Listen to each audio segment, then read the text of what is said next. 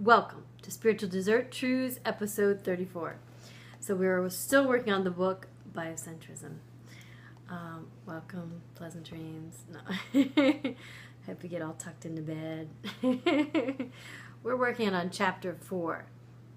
It's called Lights, Action! He says, long before medical school, long before my search into the life of cells and cloning human embryos, I was fascinated by the complex and elusive wonder of the natural world. Some of these early experiences led to the development of my biocentric viewpoint, from my boyhood exploring nature and his boyhood, and my adventures with a tiny primate I ordered, for $18.95 from an ad at the back of Field and Stream magazine, to my genetic experiments with chickens as a young teenager, which resulted in me being taken under the wing of Stephen Kuffler, a renowned neurobiologist at Harvard. Pretty cool.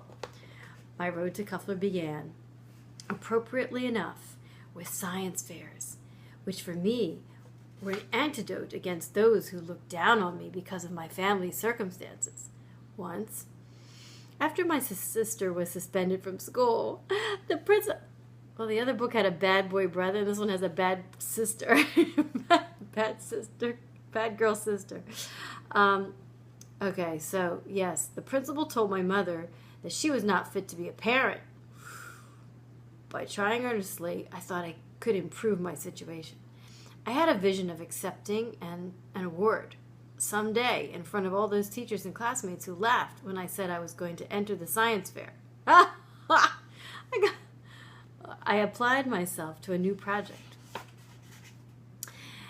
an ambitious attempt to alter the genetic makeup of white chickens and make them black. My biology teacher told me it was impossible. My parents thought I was just trying to hatch chicken eggs and refused to drive me to the farm to go get them. I persuaded myself to make a journey by bus and trolley car from my house to the Harvard Medical School. Oh, the book's getting involved. All the books are already involved. I promised my kitchen. We're in my kitchen. Hello. Let's see here. I mounted the stairs that led up to the front doors, the huge granite slabs worn by past generations. And once inside, I hoped the men of science would receive me kindly and aid in my efforts. This was science, wasn't it? And shouldn't that have been enough? But as it turns out, I never got past the guards. I felt like Dorothy at the Emerald City when the palace guard said, "Go away!" I found some breathing space at the back of the building to go figure out my next move. The doors were all locked. I stood by the dumpster for perhaps a half an hour. Not cool. Then I saw a man approaching me no taller than I was, clad in a t-shirt and khaki work pants, the janitor, I supposed, coming in the back door and all, thinking that I realized for the first time how I was going to get inside. In another moment, we were standing face to face inside. He doesn't know or care that I'm here, I thought. He just cleans the floors. Can I help you? He said. No. I said, I have to ask a Harvard professor a question. Are you looking for any particular professor? Well, no. It's about DNA and nuclear protein. I'm trying to induce melanin synthesis. In albino chickens, I said.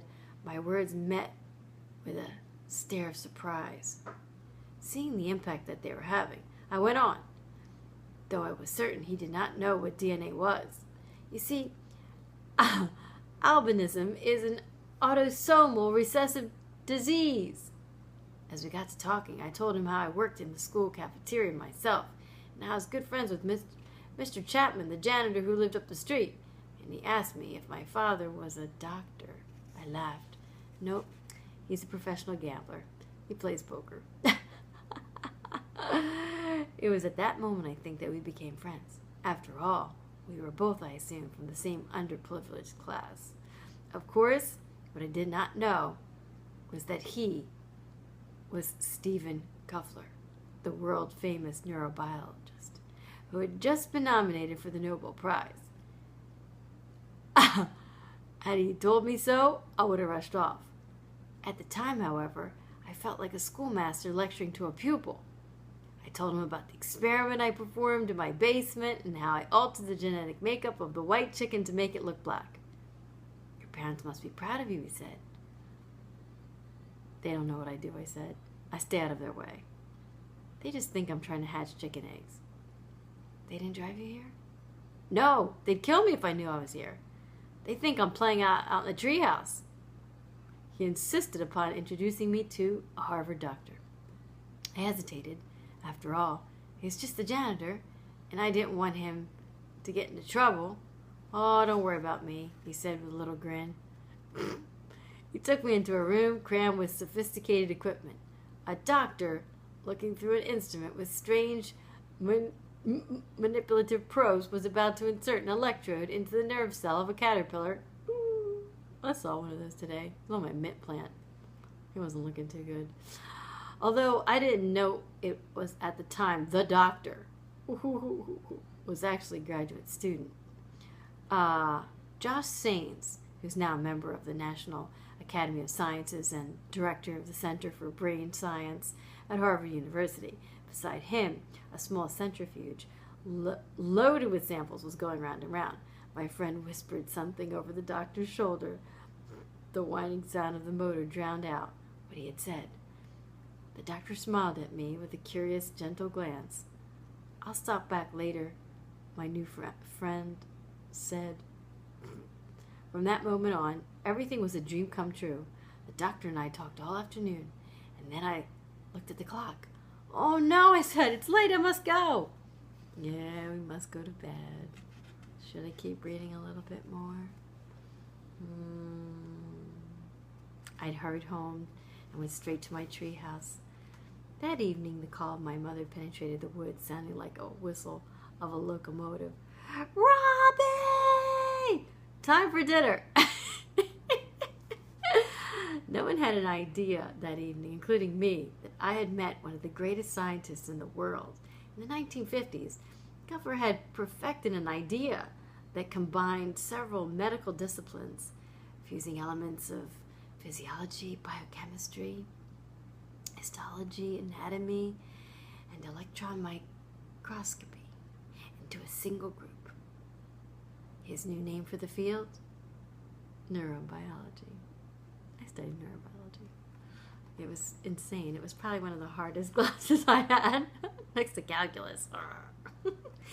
Harvard's Department of Neurobiology was created in 1966, with Kuffler as its chairman.